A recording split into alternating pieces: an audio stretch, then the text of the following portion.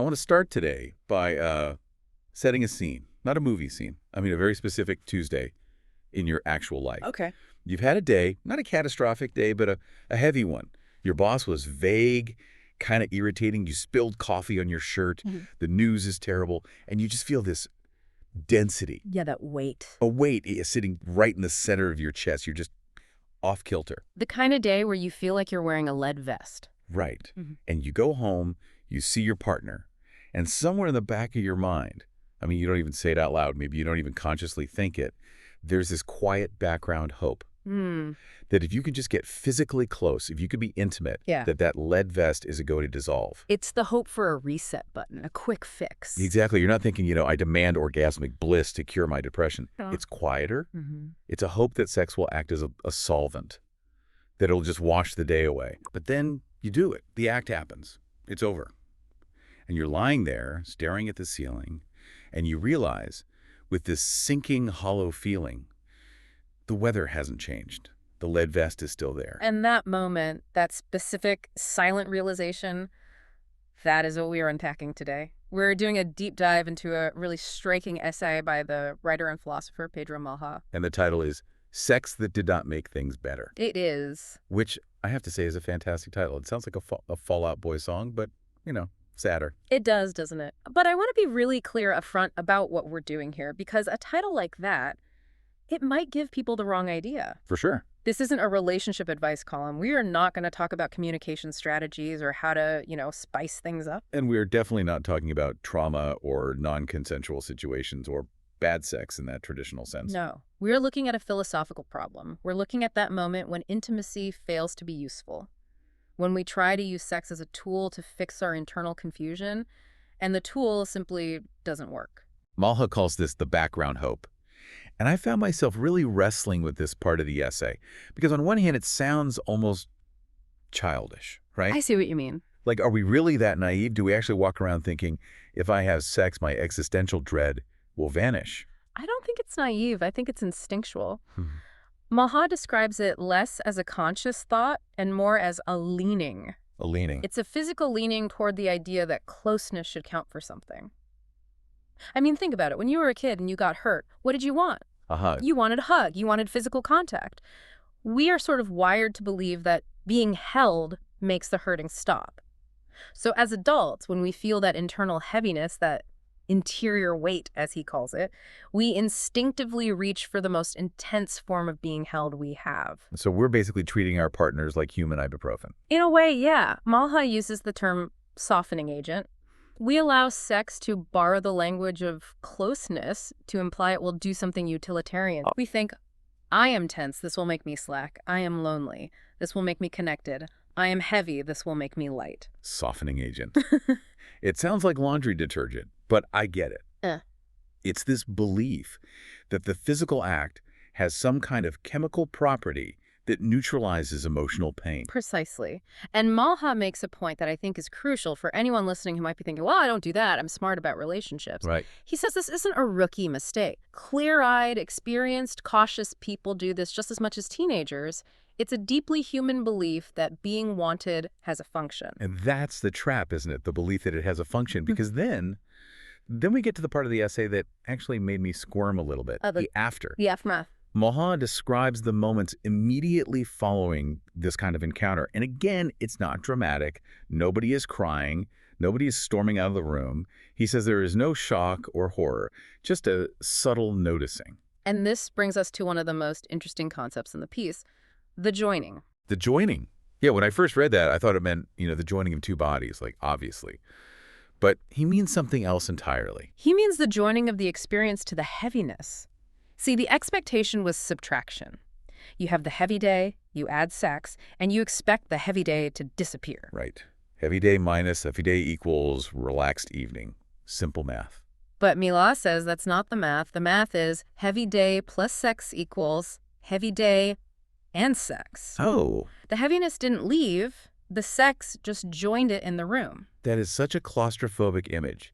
He talks about the atmosphere feeling thickened, Yes. And I think we've all been there, right? Yeah. You're lying there and suddenly the room feels crowded. You brought your confusion into the bed. You had the intimacy. And now the confusion is still there, just sitting on the edge of the mattress staring at you. And that creates disorientation because culturally we are sold a very specific narrative about intimacy. In movies, what happens? Oh, yeah. The couple fights or the hero is stressed and then they fall into bed, the music swells, and afterwards. They're lying in that tangled sheet bliss, seemingly cured. The magical healing power of the montage. Exactly.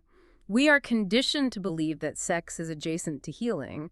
So when the emotional weather inside you doesn't shift, it feels like a glitch. It feels like a function has failed. It's like pressing the reset button on your computer and the screen just flickers but stays frozen. Yeah. You think, wait, that was supposed to do something. And this is where we have to make a really, really important distinction. Okay. Because if the sex was bad, if it was awkward or selfish or physically uncomfortable, then the bad feeling makes sense. You can say, well, of course I still feel lousy. That was a disaster. Right, you have a scapegoat. You can blame the partner or the timing or the squeaky bed frame. Easy. But Malha focuses on the scenario where the sex was good.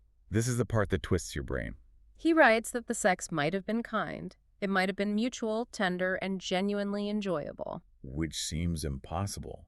How can it be good if I still feel terrible? Maha calls this the problem of adjacency. And this is a bit abstract, so let's try to ground it. Please. Imagine you have the flu, a really bad flu. You're achy, you're feverish, you feel miserable. And then someone brings you your absolute favorite meal, let's say. A perfectly cooked steak or incredible sushi. Okay, I'm with you. I'm shivering, but I'm eating the sushi. You eat the sushi, and it tastes amazing. You genuinely experience the pleasure of the food. But, and here's the key, while you were chewing, you still have the flu. Right. The sushi tastes good, and your body aches. The pleasure of the food is adjacent to the misery of the virus. Oh, that is perfect. The sushi doesn't cure the flu.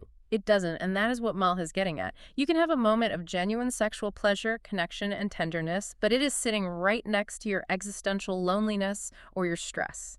One does not cancel the other out. That is so much harder to process than just bad sex. Because when you're lying there feeling the flu and the sushi or the sadness and the orgasm, at the same time, it feels like a contradiction. It feels like a contradiction because we want emotional consistency. We want to be one thing at a time. I am happy or I am sad. Yep. Malha argues that this experience forces us to confront that we are often happy and sad in the same breath. And naturally, because we are human beings and we hate ambiguity, what do? We try to debug it.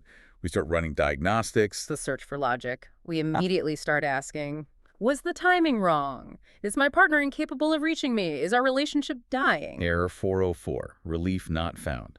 We start tearing apart the relationship, looking for the broken wire. And this is where Malha offers a rebuttal that I think is both comforting and chilling. He says, stop looking for the error. There is no error. No error. No. He argues that these questions are just our desperate attempt to make sense of emotional inefficiency. Nothing went wrong. No boundary was crossed. Your partner didn't fail you. The sex happened. It was nice. But the internal state remained unchanged. So the machine isn't broken. The machine isn't broken. It just didn't dispense the product you wanted. Emotional inefficiency. That is such a cold corporate way to describe something so intimate. It is, isn't it? But it fits. We want efficiency. We want input, sex, output, happiness. When the output is neutral, we panic. And that panic, or maybe not panic, but that weird feeling that remains, he calls that the residue. Yes, the residue. Let's talk about the residue, because to me, this was the most relatable part of the whole essay. It's that feeling of muted confusion. It's a very specific type of loneliness. It's not the loneliness of being alone in a room. It's the loneliness of realizing that physical closeness couldn't reach the spot that hurt. It's realizing that the ache you have isn't relational, it's internal. And no amount of another person's body can touch it. God, that's bleak. It's like realizing you have an itch inside your bone where you can't scratch it. And Malha points out another layer to this residue, the delayed disappointment. Sometimes, right after the act, there's a moment of endorphins, right? You get a flush of chemicals. Right, you think it worked. You think, okay, I'm good, it worked. The fake out. The fake out. You feel better for 10 minutes. Maybe you even fall asleep feeling better. But then you wake up at 3 a.m. or you're driving to work the next morning and the weight is back. And that makes it feel like you're going crazy. You start mistrusting your own dashboard. Yeah. Wait, I thought I was happy. Was I lying to myself? It creates a subtle mistrust of your own emotional responses. You start to feel like your feelings are unreliable narrators. But they aren't. They're just layered. So if we strip this down, Hmm. realizing that sex didn't fix the problem is also a bit of a humiliation, isn't it? Oh, absolutely. That's the vulnerability piece. Mala calls it the faint ache of having hoped. The ache of having hope. Because once you realize the solvent didn't dissolve the problem, you have to admit to yourself that you needed a solvent. You have to admit that you were bringing a need into the room. It's exposing. Even if you never said a word to your partner, even if they're sleeping peacefully right next to you and have no idea you're having this crisis, you know. You know. You tried to use them as a life raft, and you're still drowning. It reveals the scale of your own burden. It shows you exactly how heavy the thing you're carrying is, because even this intense act of connection couldn't lift it. Okay, so we're in the thick of it now. We've got the residue, we've got the shame, the thickened atmosphere. Here is where I usually ask, what's the lesson? Right. What's the takeaway? How do we avoid this next time? Do we need to meditate before sex? Do we need to journal? What do we do? You're doing it again. Doing what? You're looking for the utility. You're looking for the fix, for the failed fix. Well, yeah. Who wants to feel like this? But that is Mala's most profound point. He explicitly resists narrative framing. He says this experience, it resists being turned into a story of error or insight. So, there is no lesson. He says the failure is not instructive. It doesn't teach you a lesson that you can neatly apply to next Tuesday. It simply adds a data point to your emotional history. That is incredibly frustrating. We love lessons. We love 3 steps to mindful intimacy. Of course we do. We want to optimize. But Malha suggests that sometimes experiences in intimacy don't ask to be fixed or understood. They just ask to be carried. Just carried. Think about the vending machine analogy again. You put the coin in, nothing comes out. The lesson isn't don't use vending machines or use a different coin. The reality is just sometimes you put the coin in and nothing happens. And you just have to stand there without your soda and walk away. Right. It's the realization that sex is neutral. It's powerful, yes, but it's not magic. It joins the reality that was already there.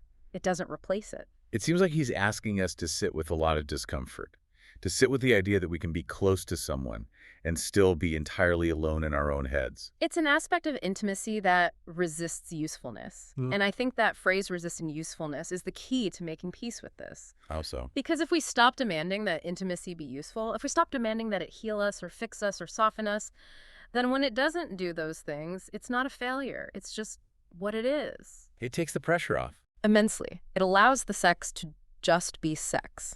Not therapy, not medicine, just contact. So if I'm listening to this and I felt that weird hollow, is that it? Feeling, I shouldn't panic. No, you shouldn't panic. The core takeaway here, if there is one, is validation. You aren't broken. Your relationship isn't necessarily doomed. You just experience the limits of physical intimacy. The limit being it can't fix your soul. It can't fix your soul. It can touch your body. It can spark your nerves. It can create a moment of connection. But the soul stuff, the heavy stuff, that's yours to carry. It's a heavy topic, but weirdly, I feel a little lighter talking about it. It's like once you name the ghost, it stops being so scary. Naming it is the first step, and realizing that the residue is a normal part of the human landscape. Before we wrap up, I want to leave everyone with a thought that popped into my head while reading this. We've talked so much about the pressure we put on sex to be this utility, this tool. Yeah. So here is the provocation.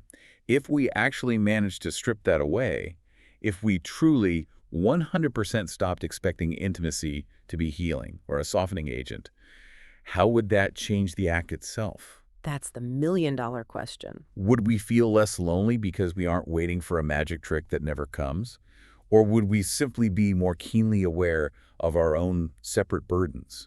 Would we just be two people staring at each other across the pillow, seeing each other clearly for the first time? Does the illusion of healing keep us connected, or does it keep us from seeing the reality of the other person? It's a terrifying question, but a necessary one. Something to mull over the next time you have a heavy Tuesday. Thank you so much for joining us on this deep dive into the work of Pedro Malha. It's been a fascinating, if slightly uncomfy, trip into the quiet corners of the mind. Always a pleasure to explore the gray zones. We'll catch you on the next one. Stay curious.